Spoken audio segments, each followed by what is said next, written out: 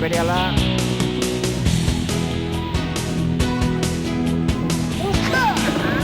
Eta zida lanean.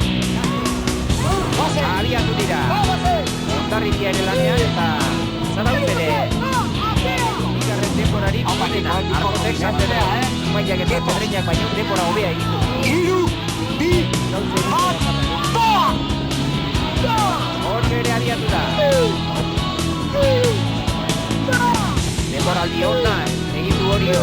Oso ondo egin zion San Miguel Ligari lehenengo bi banderak irabazi zituen, Ogroben eta Boiron, hirugarrena San Pedron, gero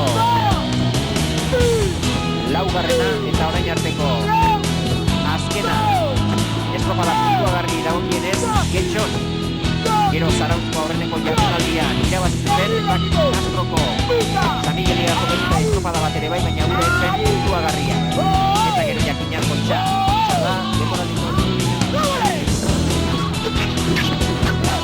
ordu bai, Zarautzen denborarekin bateran izango dira Castrokoak 4 minutu eta 40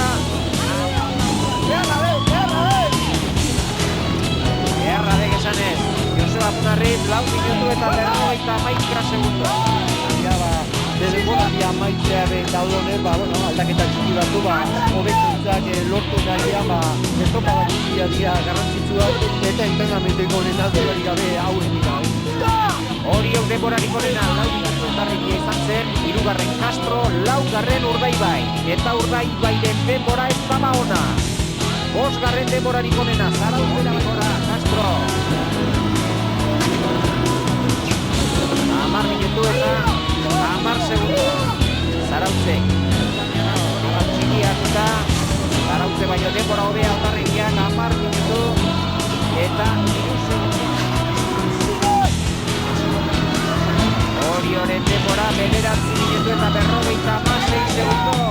Urko redondo Arrautzen Ondarribiak 10 minutu eta 8 segundo. Hirugarren denborarik onena. Batera bat irabazita bukatzia. Dena den liga bera eramatia zaila, ez? Bai, oso zaila, nik uste gehiagik eskate izango zala, olako puntu diferentzia hundiak hau. Denborarik onena oraingo 15 minutu eta 18 segundo. Botako du denbora hori Orio. 15 minutu eta 7 segundo. 11 segundo Ondarribiari. Lehenengo ziabogan 3, bigarrenean 7, hirugarrenean 11, balada, aldea hunditzen ari da Orio. Eta gaur estropada onona egiten ari direnik ezin esan 15 minutu eta 27 segundo Urdaibai, laugarren denborari tokan. Jaro orduan batire erabazita amaitu beharko duzuen. Hori eran otako bai, ikusko da, txarretzen hauek ere oso pasterretik 20 minutu eta 20 batena.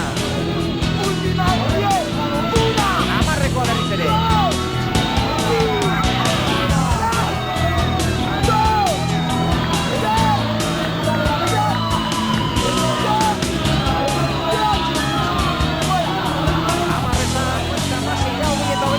Urdaibai atzetik, Urdaibai laugarren, beraz, Urdaibai ez da gaur izango San Miguel Ligako txapeldun eta